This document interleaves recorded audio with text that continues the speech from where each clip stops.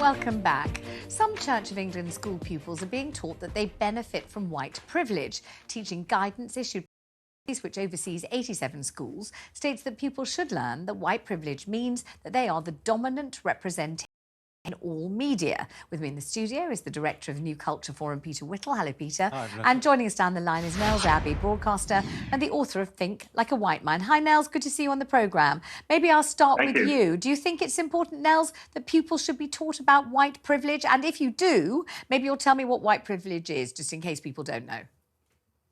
Yeah, I think it's absolutely essential.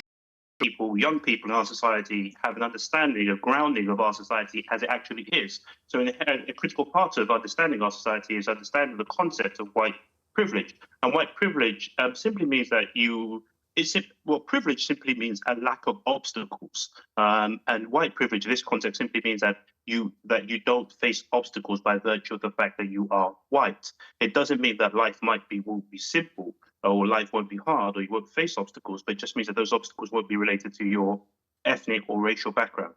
And what seems quite interesting is that you can really sum that up in a sentence or less. So do you think it's really essential to teach it, or can't they just be told once, or, you know, to bear in mind that if you're white, you won't have the same obstacles as somebody who's black. You might have others, but you won't have the same.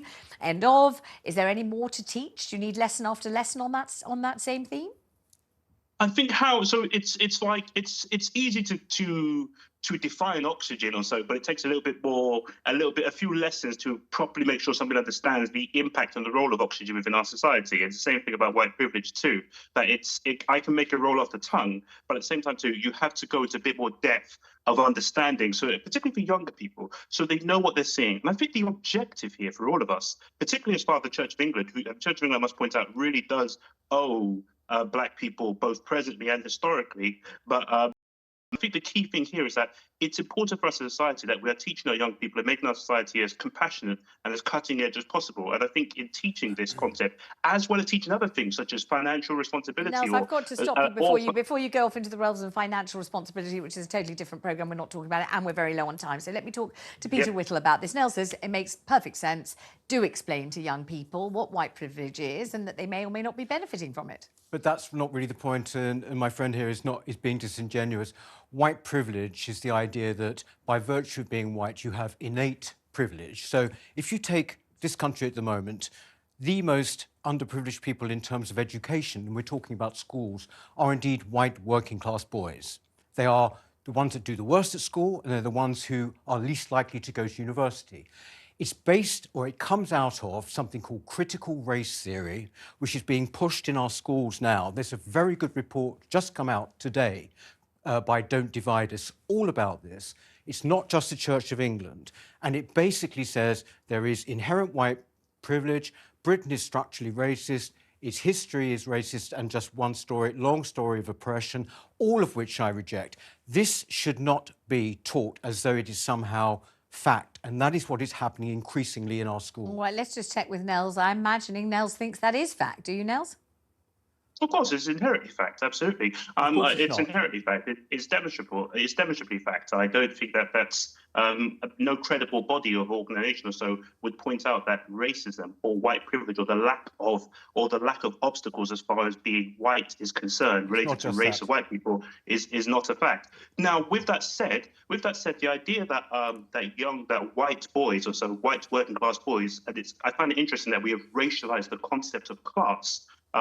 That there is an issue there, and it's something that I personally take personal interest in and try and actually work with young people, young white boys, young black boys or so, to try and make sure that their lives are improved. It's not something I just do. I won't just say something like white working class boys are underprivileged and then go back to bed. No, I get out of my bed and try and help them, and try and help the local ones, particularly around me or so, to become better and understanding people,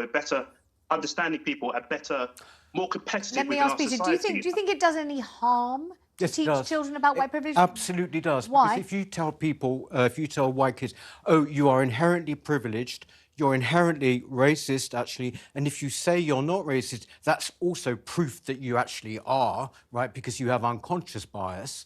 You know, all of these things are terrible and confusing for young people. What I would say as well, Vanessa, is that, you know, this is all being put forward as though it's some kind of very nice, you know, sort of full of good intentions. It really is not. We end up in a situation like we've had reported this weekend, where basically black kids in a school in London are being given extra literacy classes and white kids are not allowed to attend them. Now, that is, well, I think that's racist. And also, for that matter, I think it might even actually be illegal. But that's we'll logical stop it there. conclusion. Nels, Peter, thank you very much indeed. This Thank is you. what's coming up after the break. A second person comes forward with